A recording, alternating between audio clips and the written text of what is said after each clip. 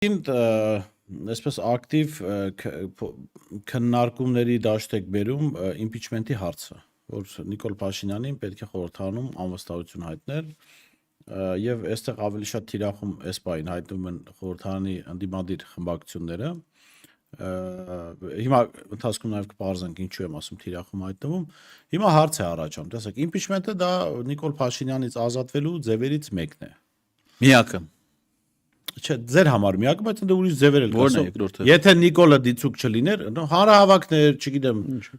հրաժարականի ստիպում,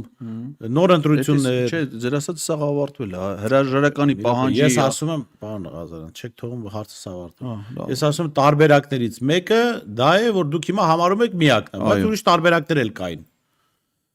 Հիմա, քանի որ մի հարցի լուծման վերաբերյալ կան մի քանի տարբերակներ, հարցը առաջանում, օրինակ Էդգար Ղազարյանը ում անունից է այս առաջարկը անում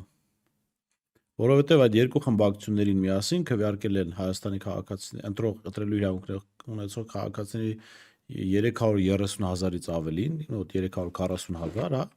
Եվ հիմա հարց առաջում 340,000-ի վստահություն ստացած